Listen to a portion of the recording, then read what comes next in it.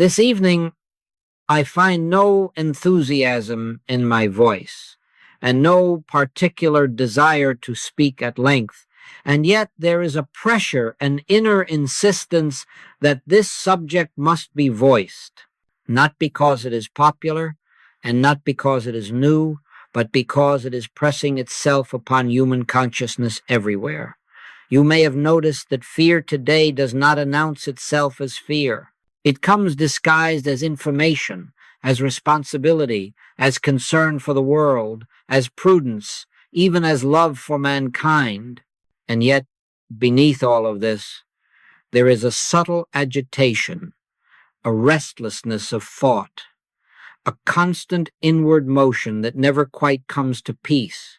We are not dealing tonight with personal fear. If this were merely personal fear, it could be handled by reassurance, by comfort, or by improved circumstances. But what confronts the world today is not a collection of individual anxieties. It is a mental atmosphere. It is something moving through the collective thought of humanity, pressing itself upon those who are awake and those who are asleep, upon the religious and the irreligious alike. And because it is impersonal, it cannot be healed by personal effort. Scripture has already named this condition, though few have recognized it. Paul spoke of it when he wrote, "We wrestle not against flesh and blood, but against principalities, against powers, against the rulers of the darkness of this world." He was not speaking of devils or entities. He was describing states of belief, accepted assumptions, universal pressures of thought. He was pointing to the fact that mankind lives under influences it did not consciously choose and reacts to fears it did not personally originate. Now, I must say to you at the outset, this lesson will not help you manage fear. It will not teach you how to cope with anxiety, nor how to make fear productive, nor how to use it as motivation. Those are all human adjustments, and they belong to the realm of psychology and behavior. What we are dealing with tonight is something far deeper. We are dealing with the question of whether fear has any legitimate place in consciousness at all. Jesus never instructed anyone to manage fear. He never said, fear less or fear wisely. He said, be not afraid. And he said it as a statement of spiritual law, not as advice. He said it because he knew something about the nature of reality that the world does not know. He knew that fear is not a condition, it is a belief, and beliefs have no power of their own. You will notice that when fear speaks to you, it never speaks in the present tense of God. It always speaks in the future or the past. It says, what if, or what might happen, or remember what happened before. But God is never found in what if or what was. God reveals himself only in the eternal now. As Scripture declares, I am that I am. Not I was, and not I shall be, but I am. This is why fear intensifies when thought is constantly projected outward toward images, reports, statistics, and opinions. The human mind, left to itself, is easily impressed. It was never designed to govern. It was designed to be an instrument. And when the mind is fed incessantly with appearances, it accepts those appearances as power.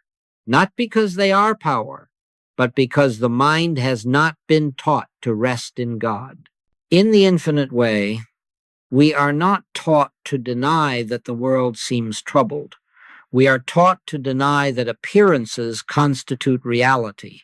There is a great difference to say this is not happening when it appears to be happening is self-deception. But to say this appearance has no law, no cause, no substance, no continuity in God is spiritual understanding. The difficulty today is not that people are evil or ignorant or careless. The difficulty is that humanity has been trained to react, and reaction is the one thing that gives fear its apparent life. Fear does not need to be believed in order to operate. It only needs to be reacted to.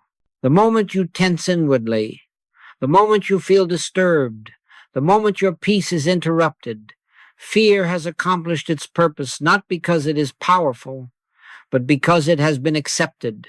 You may recall that Jesus stood unmoved while storms raged, while crowds shouted, while threats surrounded him. This was not courage in the human sense. It was not bravery. It was understanding. He knew that the storm was not outside. It was a suggestion in collective thought. And because his consciousness was anchored in the Father, he did not participate in that suggestion. Why are ye fearful, O ye of little faith? He asked. Faith in this teaching is not belief. Faith is the degree to which one is established in God consciousness. Faith is measured by reaction. Where there is reaction, faith is incomplete. Where there is non-reaction, the Christ is present. Now, I am not saying this to criticize you or to suggest that you should feel ashamed when fear arises. Fear arises because it is in the air of human thought. The work is not to condemn the fear, but to recognize its nature. When you recognize that fear is impersonal, you stop saying, I am afraid, and begin to see fear is attempting to pass through consciousness. And the moment it is seen impersonally, it begins to lose its grip. The psalmist understood this when he wrote, Though I walk through the valley of the shadow of death, I will fear no evil. Notice he did not say there was no valley, nor that there was no shadow. He said it was a shadow, and a shadow has no substance. It exists only in relation to light.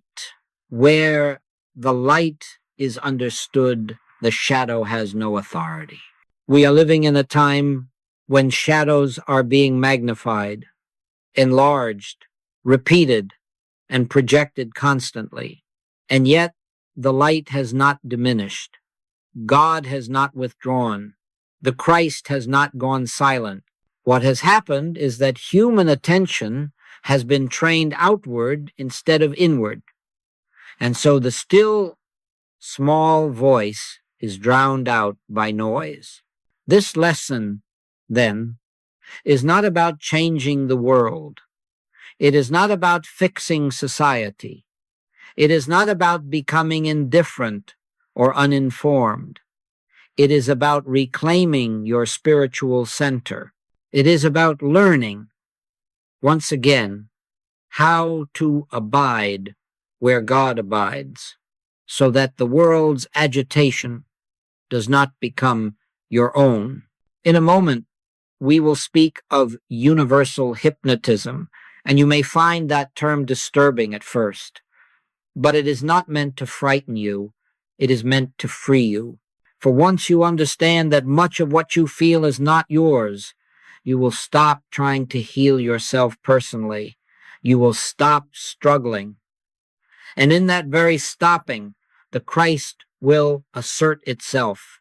As Isaiah wrote, in quietness and in confidence shall be your strength, not in vigilance, not in constant awareness of danger, not in mental defense, but in quietness.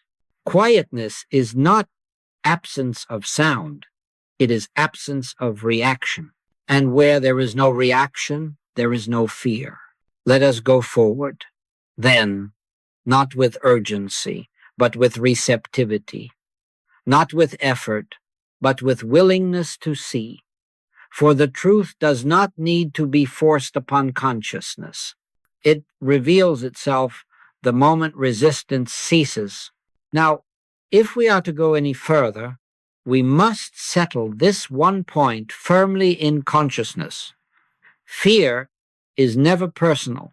As long as fear is believed to be personal, my fear, my anxiety, my weakness, it cannot be dissolved. It will be analyzed, justified, managed, resisted, or condemned, but never released. Spiritual freedom begins at the moment one discovers that fear does not belong to the individual at all. Fear is not born in you. It passes through you. It is not generated by your character, your history, your intelligence, or your circumstances. Fear is a belief state moving in human consciousness, much like a fog that drifts across a landscape. One person may be standing in it, another may have stepped out of it, but the fog itself did not originate in either of them. This is why two people can face the same situation and have entirely different experiences. One is disturbed, another remains at peace. The difference is not courage, strength, or morality. The difference is identification. One has identified with the appearance, the other has remained identified with God. Scripture reveals this more clearly than theology ever has. Job cried out, "The thing which I greatly feared is come upon me." He did not say, "The thing God sent upon me."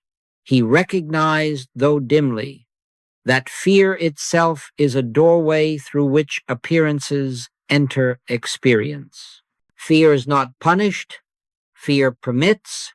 It is an open door, not a crime. Jesus never treated fear as sin. He treated it as ignorance of God's presence. When he said, "Why reason ye in your hearts? Or why are ye troubled?" He was not rebuking character. He was correcting perception. He was always lifting thought from effect back to cause. The human mind has been trained to say, "I am afraid because of this condition, this news, this threat, this future possibility." But spiritual understanding reverses that statement. It sees that the condition appears because fear has already been accepted. This is why treating conditions never brings permanent peace. The root is never in the outer form. You see, fear always masquerades as realism. It says, "I am only responding to facts." But fear has never responded to facts. It responds to interpretations. Two people hear the same report. One sleeps peacefully, the other cannot rest. The report did not create fear. Fear interpreted the report.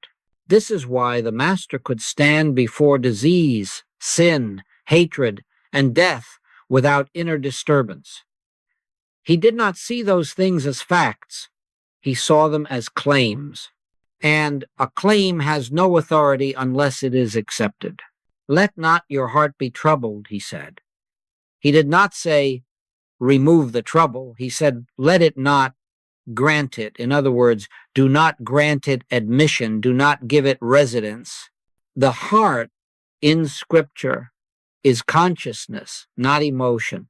Jesus was saying, do not allow this suggestion to take root in awareness.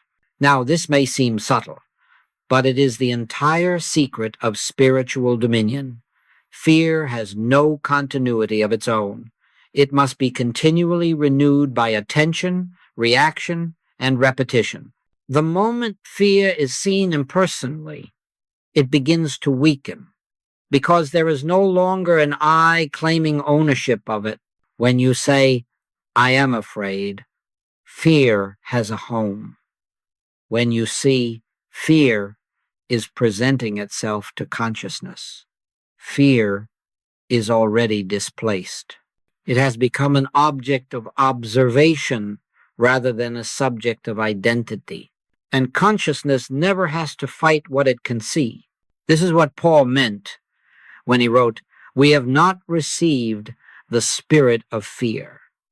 Fear is not a gift, not an inheritance, not a condition of being. It is not native to spiritual consciousness. It is foreign. And what is foreign cannot govern. God did not create fear. God did not authorize fear. God did not design man to live under fear. Fear is the byproduct of believing oneself to be separate from source. It is the shadow cast by the belief in separation. Where oneness is realized, fear has nothing to attach itself to. You may notice that fear always speaks in the language of selfhood. It says, what about me? What about my safety, my future, my body, my supply? But Christ consciousness does not live from the standpoint of a vulnerable self. It lives from the awareness, I and the Father are one, and where there is one, there is nothing to threaten. This does not mean that the human scene suddenly becomes perfect. It means that consciousness is no longer ruled by the human scene. The storm may still rage, but it is no longer your storm. The shadow may still appear, but it no longer darkens your awareness. The moment you understand that fear is not personal, you stop struggling with yourself. You stop asking, what is wrong with me that I feel this way? And you begin to rest in the truth that something impersonal is attempting to impose itself and can be gently declined. This is not willpower. This is not positive thinking. This is recognition.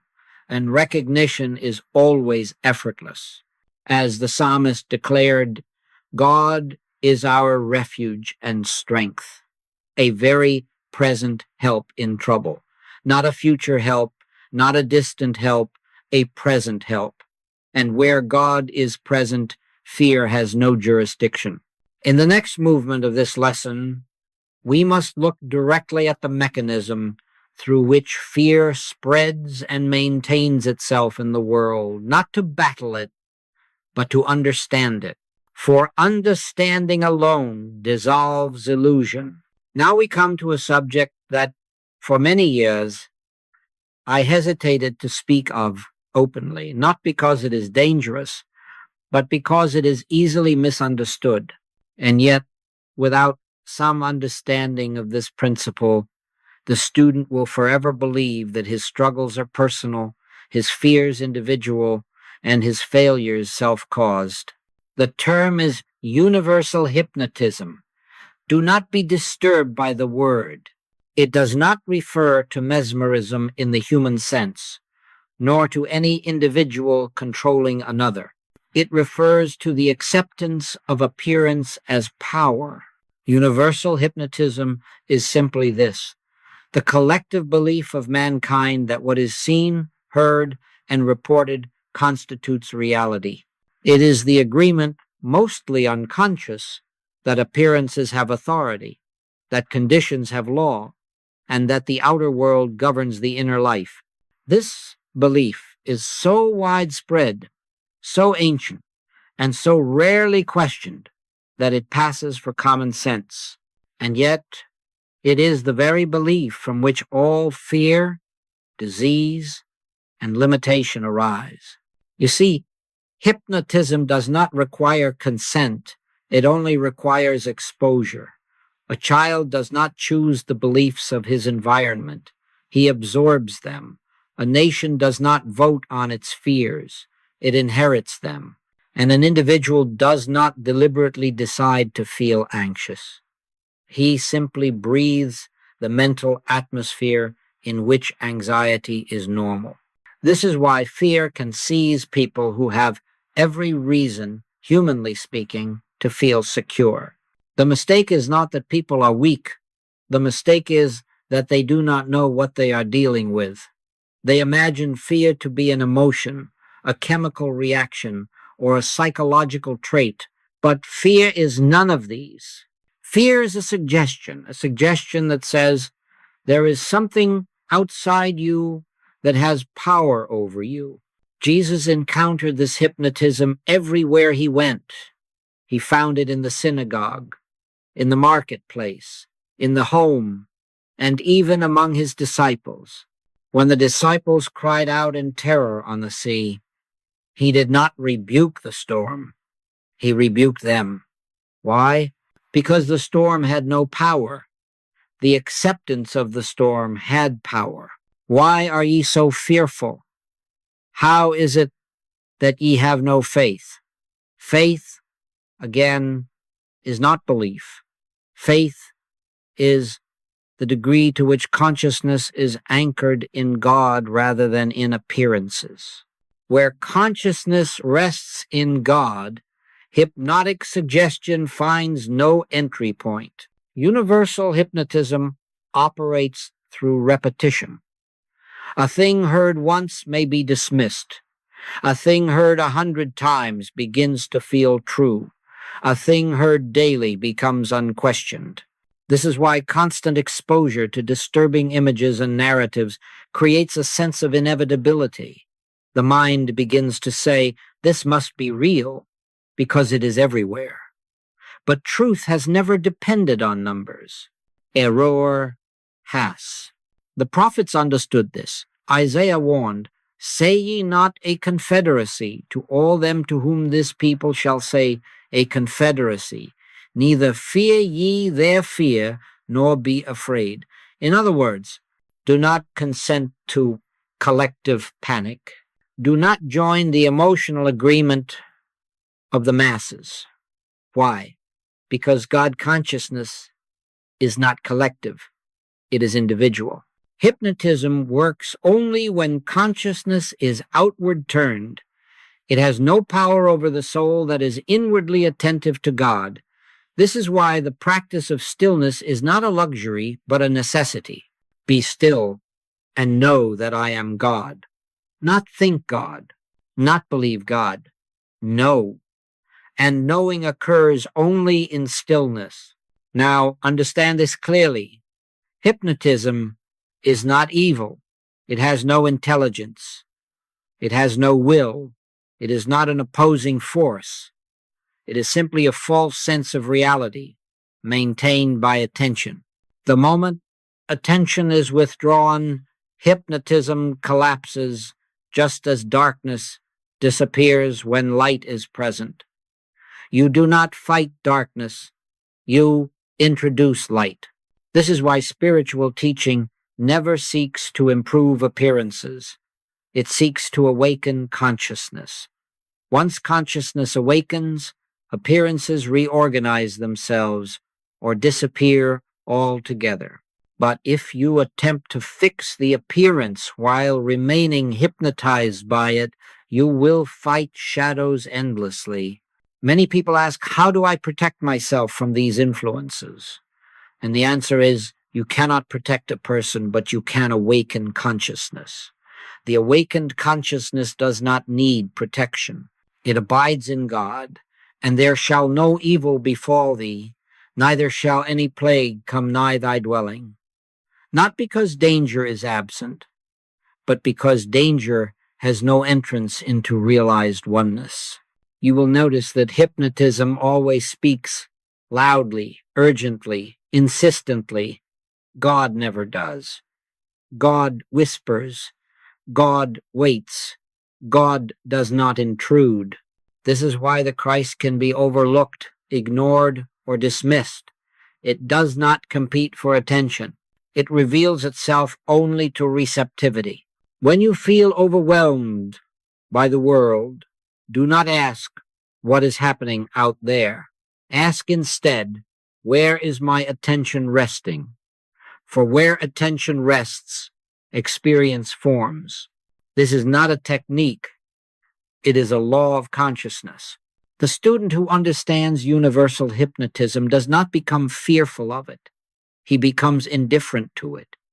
He learns to observe without absorbing, to see without accepting, to hear without reacting. And in this non-reaction, the Christ asserts itself naturally. In the next movement of our work, we must examine the one thing that gives hypnotism its apparent power: reaction. For without reaction, hypnotism is nothing more than noise. If there is one point that must be grasped, not intellectually, but inwardly, it is this: fear has no power of its own. It borrows all the power it seems to possess from reaction. Without reaction, fear is a whisper without an echo. With reaction, it becomes an experience. And so the real work is never with fear itself, but with our response to it. Reaction is participation. Reaction is consent. Reaction is the moment when consciousness says, often without words, this has authority over me. And the moment that thought is entertained, fear appears to move from suggestion into experience. Not because fear has changed, but because consciousness has shifted its allegiance. This is why two people can hear the same alarming report and have opposite results. One is inwardly disturbed for days. The other acknowledges it and goes on in peace. The report did not determine the outcome. Reaction did. Reaction is the door through which appearances enter.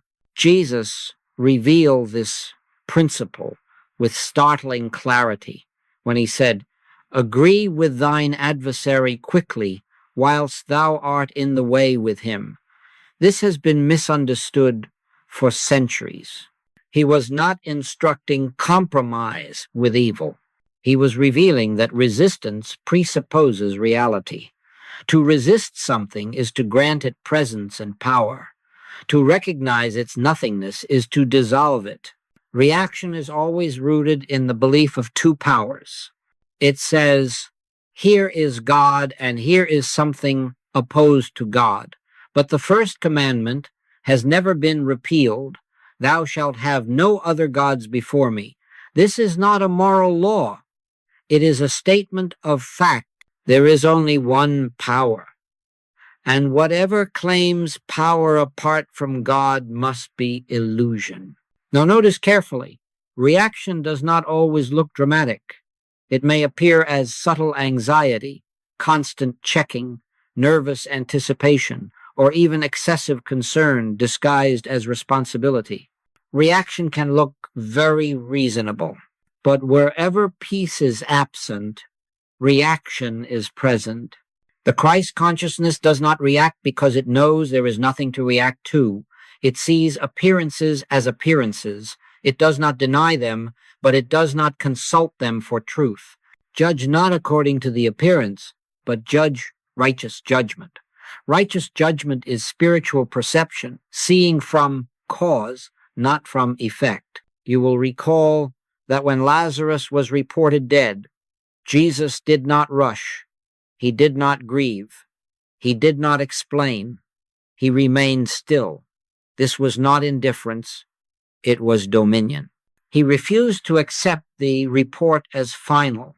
He did not react, and therefore the appearance had no authority in his consciousness. Reaction always short-circuits spiritual awareness. The moment we react, we are no longer listening. We are responding from memory, from fear, from conditioning. And in that moment, the still, small voice is drowned out. God does not speak over reaction. God speaks in silence. This is why the practice of non-reaction is central, not as discipline, but as understanding. When you no longer believe that appearances require a response, you naturally rest. And in resting, you discover that life is governing itself. Many students attempt to overcome fear by affirmations, denials, or declarations. These may bring temporary relief, but they often leave reaction untouched. The infinite way does not teach us to fight fear with truth. It teaches us to see fear as unreal. When something is seen as unreal, it does not need to be fought. The psalmist expressed this beautifully. I will both lay me down in peace and sleep. For thou, Lord, only makest me dwell in safety. Notice the word only. Safety is not produced by vigilance, planning, or constant awareness of danger. It is the natural state of consciousness resting in God. Reaction always assumes responsibility for outcomes. Non-reaction trusts God. This is the difference between human living and spiritual living. Human living says, I must watch, control, manage, and prepare. Spiritual living says, the Father that dwelleth in me, he doeth the works. Do not misunderstand this. Non-reaction is not neglect. It is not passivity. It is alignment. It is the refusal to grant authority to anything that does not originate in God. It is the calm assurance that divine law is operative, even when appearances suggest otherwise. When fear arises, then do not ask, how do I get rid of this? Ask instead, am I reacting or am I resting? The answer to that question will tell you everything. Reaction feeds fear. Rest dissolves it. As Isaiah declared, thou wilt keep him in perfect peace, whose mind is stayed on thee. Not whose circumstances are perfect, not whose future is secure, but whose mind is stayed, anchored, settled in God. In our next movement, we must look at one of the most misunderstood teachings of the Master, because without understanding it, students often attempt to practice non-reaction and end up suppressing fear instead of transcending it.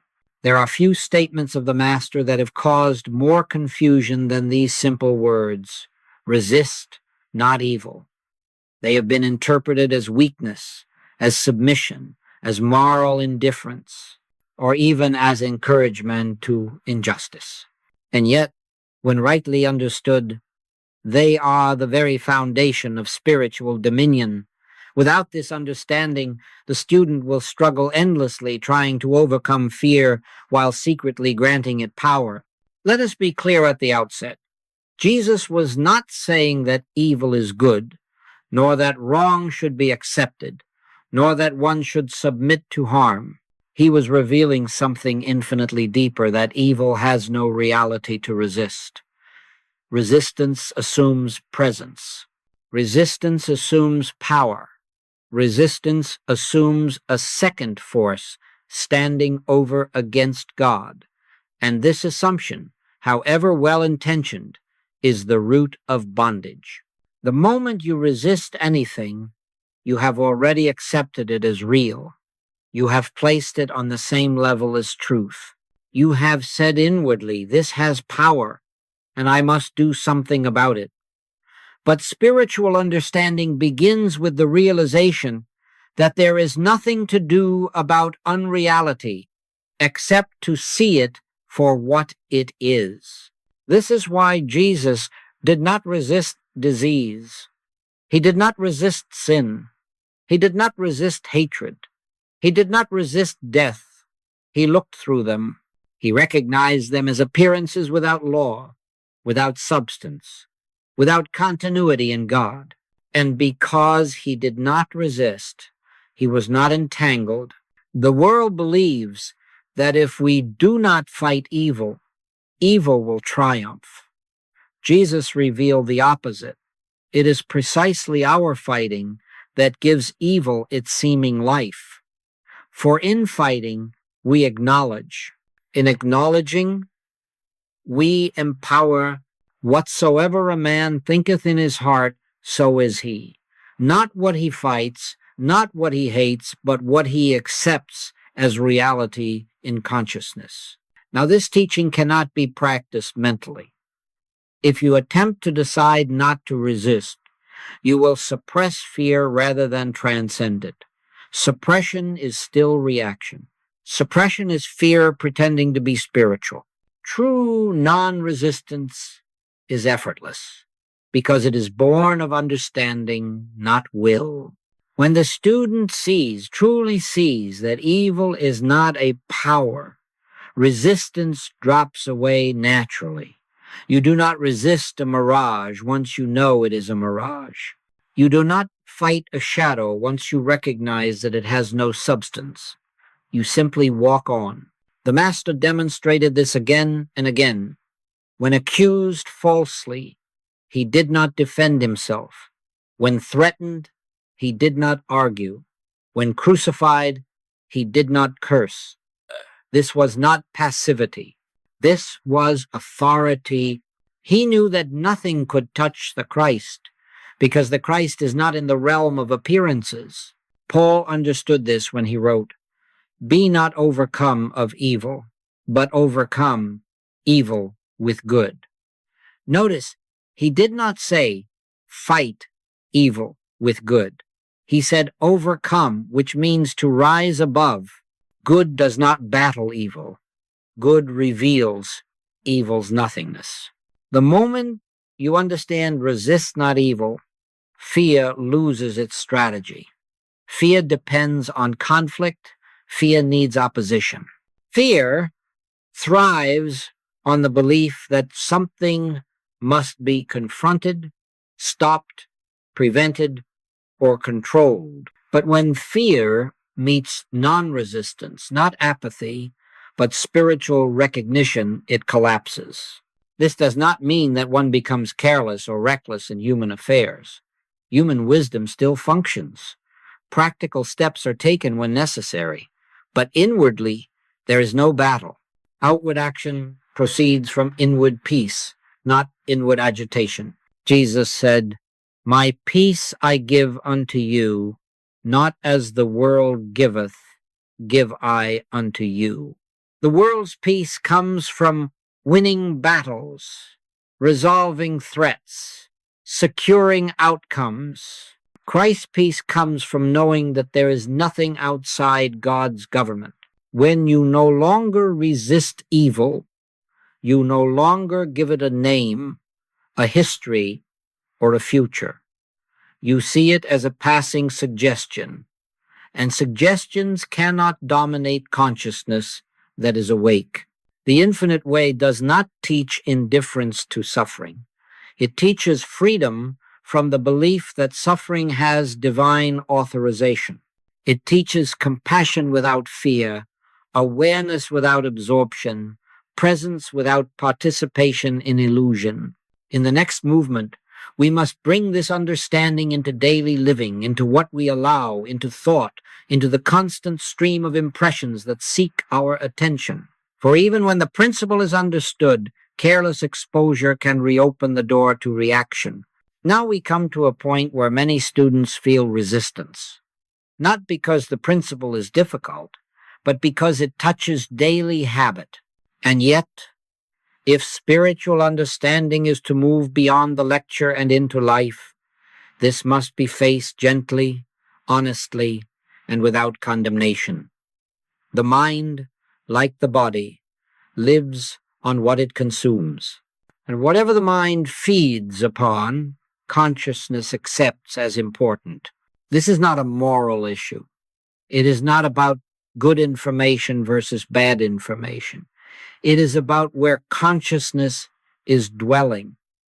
The mind was never intended to be a storehouse of appearances. It was meant to be an avenue of awareness through which truth reveals itself. When it is filled constantly with images of danger, conflict, and prediction, it becomes noisy, reactive, and incapable of hearing God. You may notice that the more one watches, reads, or listens to disturbing material, the more one feels the need to keep watching.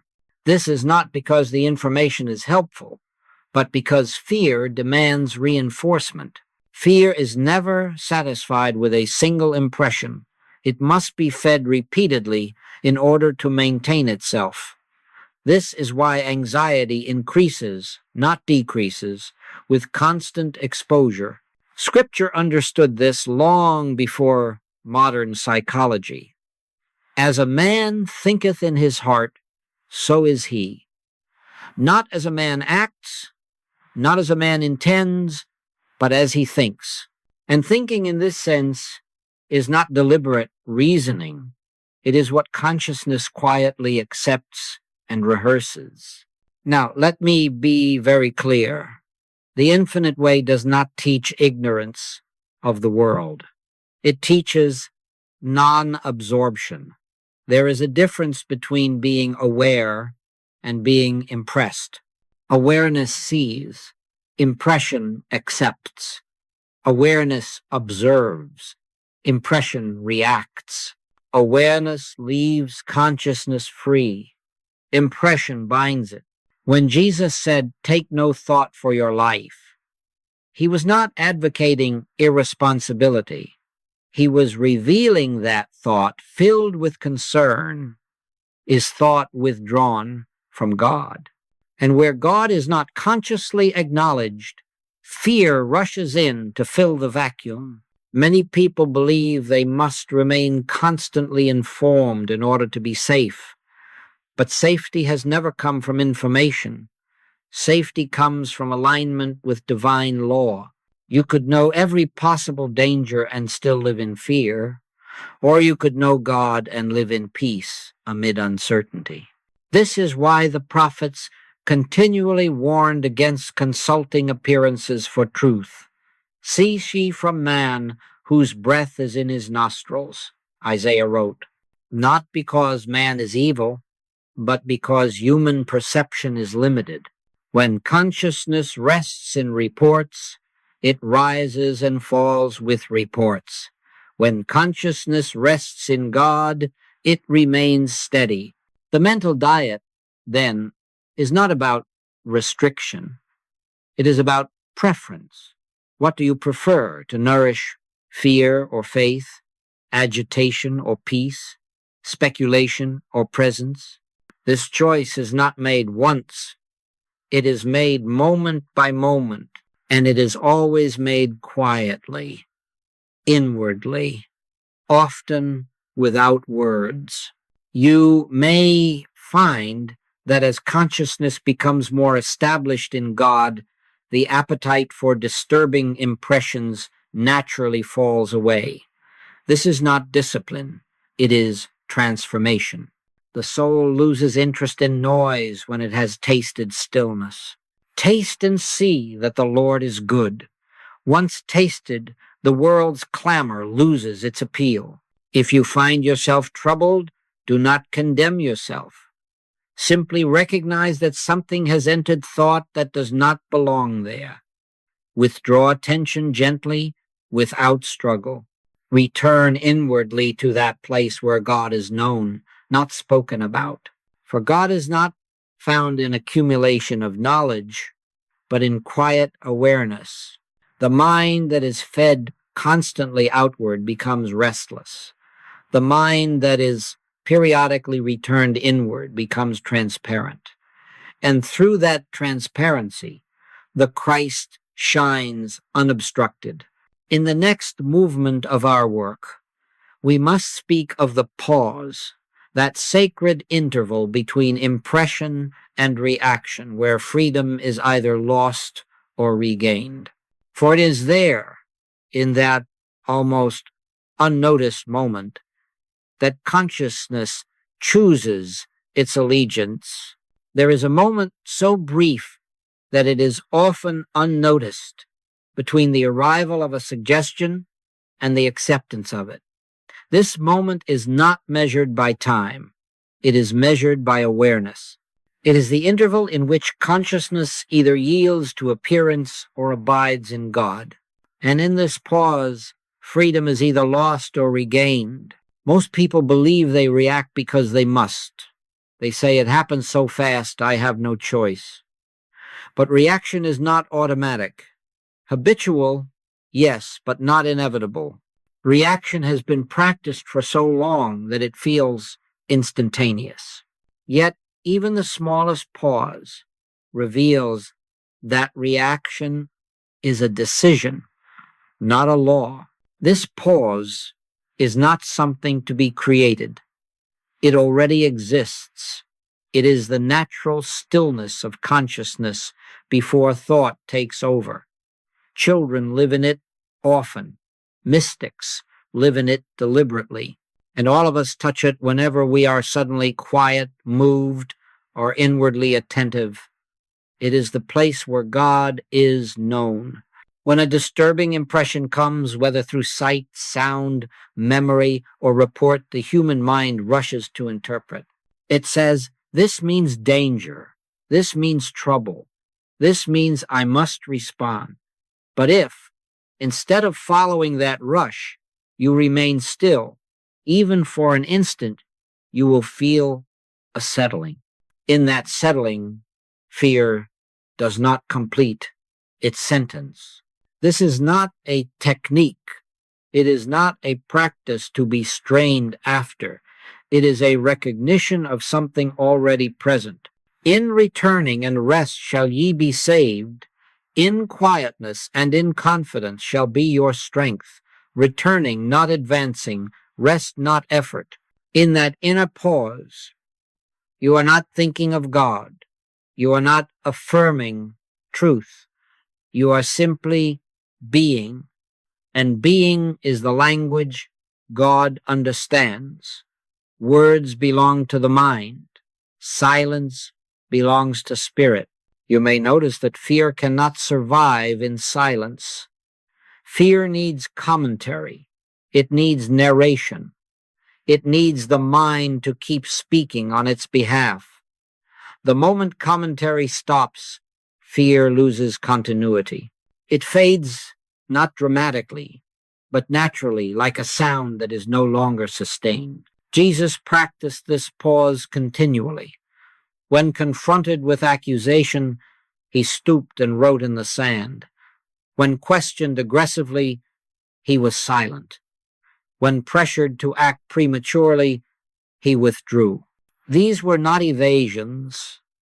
They were returns to center. He would not allow the world's urgency to dictate his consciousness. I can of mine own self do nothing, he said. That statement is meaningless to the active mind, but everything to the awakened soul. It means that personal reaction has no authority. Action flows only from divine impulse. In this pause, you are not passive. You are receptive. You are listening not for words, but for alignment. And alignment does not announce itself. It is felt as peace without reason, confidence without explanation, assurance without prediction. If you attempt to hold the pause, you will lose it. Holding is effort. Effort belongs to the personal sense. The pause appears when effort ceases. It is entered by yielding, not by grasping. Many students ask, how long should I stay in the pause? And the answer is, as long as it lasts. Sometimes it is a breath. Sometimes it is several minutes. Sometimes it becomes a way of living. The duration is not important. What matters is that consciousness has tasted its true habitation. Once you have known this pause, even briefly, you will recognize reaction more quickly. You will feel the difference between being centered and being pulled outward. And this recognition in itself is protection, not protection from events, but protection from bondage. The Lord is in his holy temple, that all the earth keep silence before him. The holy temple is not a building, it is consciousness.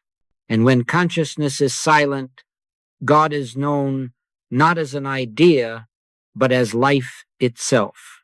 In the next movement of our work, we must see how this inner anchoring allows one to live fully in the world without absorbing the world, how one can be present, active, and compassionate without being governed by collective fear. There comes a point in spiritual unfoldment where the student realizes that withdrawal from the world is neither possible nor desirable. We are not called to escape human experience, but to be free within it. The error has never been that we live in the world. The error is that we allow the world to live in us.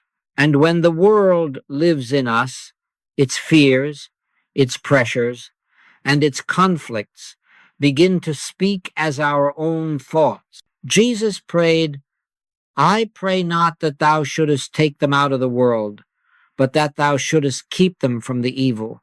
He was not referring to people or events, but to the belief in a power apart from God. To be kept from the evil is to remain inwardly untouched by appearances, even while moving among them. This is the distinction that must be understood. Compassion is not absorption. Awareness is not agreement. Presence does not require participation in fear. One may see suffering clearly, respond appropriately, and yet remain inwardly at peace. This peace is not indifference, it is clarity. And clarity is the foundation of true service. When consciousness is anchored in God, the world is seen differently. Problems no longer appear as personal threats. They appear as opportunities for truth to be realized, not realized outwardly first, but inwardly. And when inward realization occurs, outer adjustment follows in whatever way divine law ordains. The student who absorbs the world's fear believes he is being loving. In reality, he is being mesmerized. Fear does not help those who suffer. It multiplies suffering. Peace, on the other hand, is transmissible. It communicates itself silently. It blesses without words. It heals without effort. You may recall that when Jesus approached those in need, he was never agitated. He did not mirror their fear. He did not join their panic. He brought something else into the situation, a consciousness that knew God was present, and that knowing was sufficient. Be in the world, but not of it. This does not mean living two lives, one spiritual, one human. It means living one life from a higher standpoint. It means allowing divine consciousness to be the atmosphere in which all human activity takes place. When you stop absorbing the world, you do not become less effective, you become more. Your actions are no longer fueled by anxiety.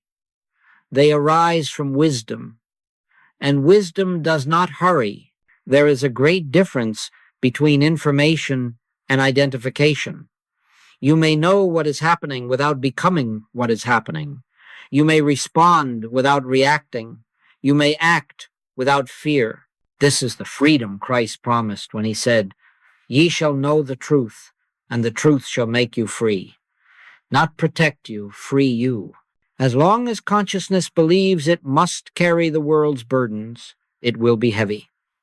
When consciousness rests in God, burdens are lifted not by effort, but by recognition that they were never ours to carry. The more deeply you abide inwardly, the more naturally you will disengage from unnecessary mental entanglement. This is not detachment from life, it is detachment from illusion. And illusion is always what drains vitality. In the next movement of our work, we must come to the heart of this teaching, the realization that Christ is not a shield placed around you, but a government established within you. This changes everything. Most people, even sincere students of truth, unconsciously seek Christ as a protector, something that will stand between them and danger, between them and loss, between them and uncertainty. And while this seems natural, it is not the revelation of Christ consciousness. Christ is not a shield placed around you. Christ is the government established within you. Jesus did not live safely because he was guarded from events. He lived freely because his consciousness was governed by God. He did not wait to see what would happen and then ask God to intervene. He lived from the certainty that the Father that dwelleth in me, he doeth the works. This is not protection after the fact. It is dominion at the source. When Christ is understood as inner government, fear loses its reference point. Fear always looks outward for causes and inward for vulnerability. Christ consciousness looks inward for cause and finds none other than God. Where God governs, there is no opposing jurisdiction. This is why Jesus could say, "My kingdom is not of this world." He was not speaking of a future heaven or a distant realm. He was describing a state of consciousness that does not derive its law from appearances. The kingdom within is self-sustaining. It does not rise and fall with circumstances. When consciousness is governed by Christ, safety is not negotiated. It is inherent. Peace is not defended. It is natural. Guidance is not sought anxiously. It unfolds. The world believes safety comes from preparation, prediction, and control. Christ reveals that safety comes from alignment. Commit thy way unto the Lord. Trust also in him, and he shall bring it to pass. Notice that commitment precedes manifestation. Trust precedes outcome. This inner government does not eliminate human decision-making. It purifies it. Action arises without fear. Choice is made without panic. Movement occurs without strain. And because fear is absent, mistakes lose their sting and correction is gentle. To live under Christ's government is to relinquish the false belief that you must oversee life personally. It is the surrender of the anxious self to divine order. And this surrender is not loss, it is liberation. Now let us be very clear. The freedom we are speaking of is not achieved by changing habits alone. One may turn off every device, avoid every report, and still live in fear. Fear does not originate in media. Media merely reflects and amplifies what consciousness is already prepared to accept. The true end of doom scrolling is not behavioral reform. It is identity shift.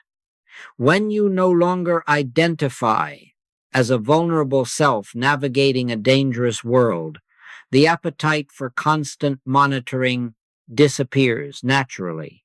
There is nothing left to watch for. As long as you believe something out there can determine my well-being, attention will keep returning outward. But when you realize my life is hid with Christ in God, attention settles. The need to check, to scan, to anticipate fades not by discipline, but by irrelevance. This is why Jesus could say, "Which of you by taking thought can add 1 cubit unto his stature?"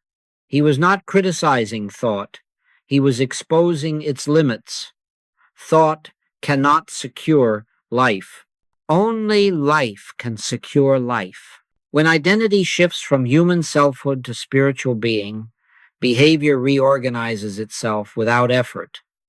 You do not decide to disengage. You simply lose interest. What once felt urgent now feels loud. What once felt necessary now feels intrusive.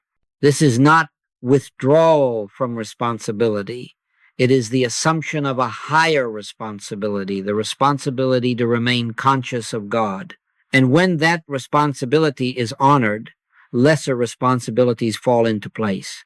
We do not end this lesson with conclusions, summaries, or instructions. Spiritual truth does not conclude, it unfolds. What has been spoken tonight is not something to remember, but something to notice. In the days ahead, observe not critically, not anxiously, but gently.